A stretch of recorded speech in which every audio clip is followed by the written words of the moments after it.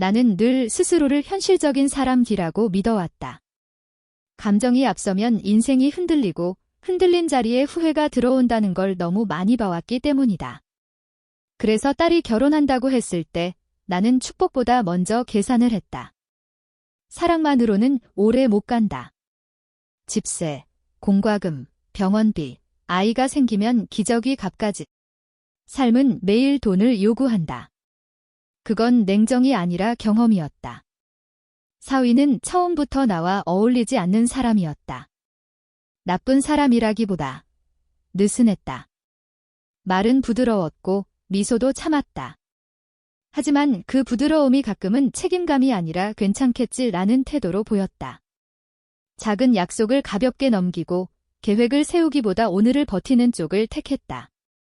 나는 그런 사람을 믿지 않았다. 특히 내 딸의 인생을 맡겨야 하는 사람이라면 더더욱. 딸은 결혼 초반 사위가 성실하다고 했다. 엄마, 착해. 열심히 해. 그 말을 들을 때마다 나는 웃으며 고개를 끄덕였지만 속으로는 다른 질문을 했다. 얼마나 버는지, 얼마나 저축하는지, 미래를 위해 어떤 준비를 하는지. 그런데 사위의 월급은 늘 많지 않다는 말로 흐려졌다. 직장도 안정적이지 않았고 이직을 한다고 하면 이유가 늘 애매했다.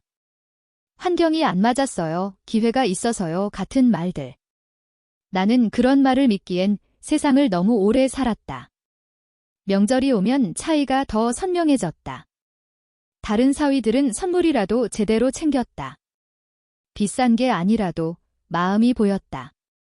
그런데 우리 사위는 늘 무언가를 준비하려다 못한 사람처럼 굴었다. 빈손으로 오지는 않았지만 항상 급하게 산 듯한 과일 한 상자, 할인 딱지가 붙은 세트, 혹은 다음에 더 좋은 걸로 라는 말뿐이었다. 나는 그런 모습이 딸을 더 초라하게 만든다고 느꼈다. 딸은 괜찮다고 했지만 괜찮은 척하는 얼굴이 나에겐 다 보였다. 나는 사위를 미워하려고 마음먹은 적은 없다. 다만 실망이 쌓였다. 한 번의 실망은 이해가 되지만 반복되면 그건 성격이고 습관이다. 그리고 습관은 가족을 망친다. 딸이 임신을 고민할 때도 나는 먼저 경제 상황을 물었다. 딸은 잠시 말을 삼켰다. 그 침묵이 내 대답이었다. 나는 가슴이 답답해졌다. 내 딸이 이런 걱정을 하며 살게 만든 사람이 바로 사위라는 생각이 들었다. 어느 날 딸이 집에 와서 주방에 앉아 한참을 말없이 물만 마셨다. 나는 그 물잔이 비워지는 소리만 들었다. 딸은 요즘 좀 힘들어 라고만 했다. 그 한 문장이 내가 그동안 말하지 않았던 모든 불안을 한꺼번에 끌어올렸다. 나는 괜히 큰 소리를 내지 않으려 노력했지만 속이 타 들어가는 걸 막을 수는 없었다. 돈 때문에 라는 질문이 혀끝까지 올라왔고 결국 나는 그 질문을 삼켜 대신 다른 말을 했다. 몸은 괜찮니? 딸은 고개를 끄덕였지만 눈빛이 흔들렸다. 그 흔들림이 내 마음을 더 거칠게 만들었다. 나는 그날 이후 사위를 더 유심히 보기 시작했다. 사위가 딸에게 잘하는지, 집안일을 돕는지, 적어도 딸에게 짐이 되지는 않는지. 그런데 보이는 건 늘 애매함이었다. 딸이 설거지를 하는 동안 사위는 휴대폰을 보고 있었고 딸이 잠든 밤 사위는 거실에서 게임을 하는 소리가 들린다는 얘기도 들었다. 물론 젊은 사람들의 삶은 나와 다를 수 있다. 하지만 내가 걱정하는 건 취미가 아니라 우선순위였다. 책임은 취미를 없애는 게 아니라 자리를 조절하는 것이다.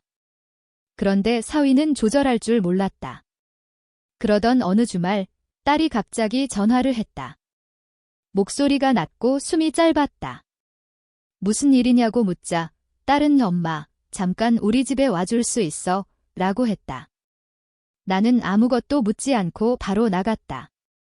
택시 창밖이 흐릿하게 지나가는 동안 내 가슴은 단단해졌다.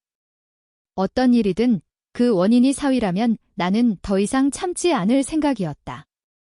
딸의 집 문을 열었을 때 집안 공기가 이상하게 차가웠다. 겨울이라서가 아니었다.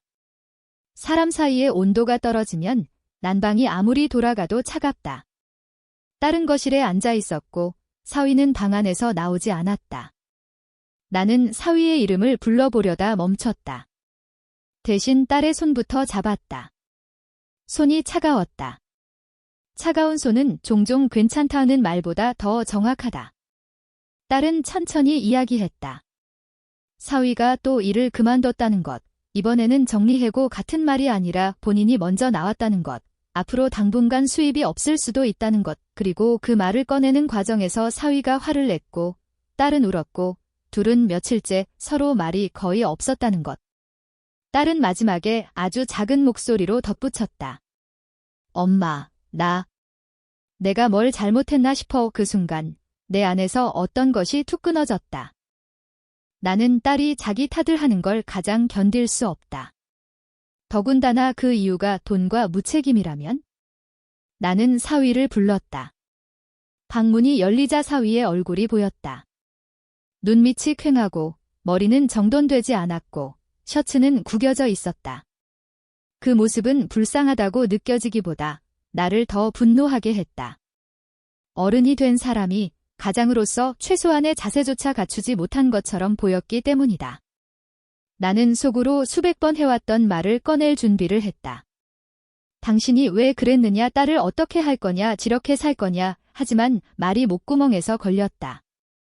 사위의 눈빛이 예상과 달랐다. 뻔뻔하거나 무시하는 눈빛이 아니었다. 아주 깊은 곳에서 무너져 있는 사람의 눈이었다. 그 눈은 변명보다 먼저 체념을 품고 있었다. 그 체념이 이상하게도 나를 잠깐 멈추게 했다.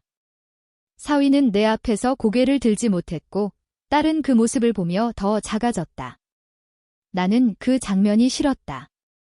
두 사람 모두 작아지고 그 사이에 아무도 책임을 잡지 못하는 모습. 그래서 나는 차라리 내가 나쁜 사람이 되기로 했다. 내가 큰 소리를 내고 내가 현실을 말하고 내가 칼같이 정리하면 딸은 덜 상처받을 거라고 믿었다. 그렇게 믿는 게 나의 방식이었다. 나는 말을 꺼냈다. 돈 얘기, 계획 얘기, 어른의 자세 얘기. 나는 최대한 논리적으로 말하려 했지만 내 목소리에는 이미 날이 서 있었다. 사위는 처음에는 아무 말도 하지 않았다. 그러다 아주 낮게 숨을 내쉬더니 그제야 내 눈을 한번 바라봤다. 그 눈빛이 나를 조금 흔들었다. 거기엔 억울함보다 두려움이 더 많았다. 그리고 그 두려움은 나를 향한 게 아니라 자기 자신을 향한 것처럼 보였다. 딸은 그날 밤 내 집에서 자고 갔다. 잠든 딸의 얼굴을 보며 나는 한동안 혼자 앉아 있었다. 내 딸은 왜 이렇게 피곤해 보일까? 왜 결혼이 딸을 편안하게 만들지 못했을까? 나는 사위의 낮아진 눈빛을 떠올리며 다시 분노를 꺼내려 했다. 그런데 이상하게도 그 눈빛이 자꾸 마음 한구석을 건드렸다. 무너진 사람의 눈빛을 나는 예전에도 본 적이 있었다. 아주 오래전, 내가 젊었을 때, 내 남편이 사업에 실패했을 때도 비슷한 눈빛이 있었다. 그때의 나는 누구에게도 약해 보이고 싶지 않았고, 그래서 더 단단해졌다. 단단함은 가족을 지키기도 했지만, 누군가를 더 깊이 외롭게 만들기도 했다. 나는 그 사실을 인정하기 싫었다. 나는 딸을 지키고 싶을 뿐이었다.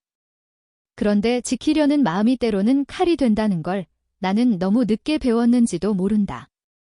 다음 날 아침, 딸이 부엌에서 조용히 밥을 먹을 때 나는 평소처럼 반찬을 더 올려주었다. 딸은 고개를 숙인 채 "점마 미안해" 라고 말했다. 그 말이 내 가슴을 찔렀다. 딸이 미안할 이유는 없었다. 미안해야 할 사람이 있다면 그건 따로 있었다. 그런데 나는 그 따로 있는 사람을 어떻게 다뤄야 할지 아직 확신이 없었다.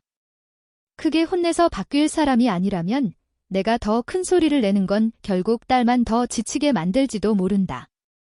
그때 내 휴대폰이 울렸다. 사위였다. 나는 한 번 더 심호흡을 하고 전화를 받았다. 사위의 목소리는 떨렸고 짧았다. 그는 무언가를 말하려다 멈췄고 결국 한 문장만 남겼다. 더 이상 숨기지 못하겠다는 듯 무너진 목소리로. 그 한 문장이 나를 예상치 못한 곳으로 끌고 가기 시작했다. 내가 단지 돈을 못 버는 사위라고 생각했던 문제 뒤에 더 깊고 어두운 것이 숨어 있었다는 것을 나는 그때 처음 감지했다. 시간이 모든 것을 해결해주지는 않았지만 적어도 방향은 바꿔놓았다. 나는 사위를 더 이상 숫자로만 보지 않게 되었다. 월급과 통장 잔고, 실패와 부족함만으로 사람을 판단하는 것이 얼마나 쉬운지, 그리고 그 쉬움이 얼마나 잔인한지도 늦게서야 알게 되었다. 그는 여전히 큰돈을 벌지는 못했고 인생이 갑자기 나아진 것도 아니었다. 하지만 그는 도망치지 않으려 애썼고 딸 앞에서 자신을 숨기지 않으려 노력했다. 그 변화는 작았지만 분명했다. 나는 딸의 얼굴이 조금씩 편안해지는 것을 보았다. 완전히 웃지는 않아도 예전처럼 지쳐있지는 않았다. 그걸로 충분했다. 가족이란 완벽해서 지켜지는 것이 아니라 부족함을 견디며 이어지는 것이라는 사실을 나는 이제야 받아들였다. 사위를 좋아하게 된 것은 아니지만 적어도 더 이상 미워하지는 않는다.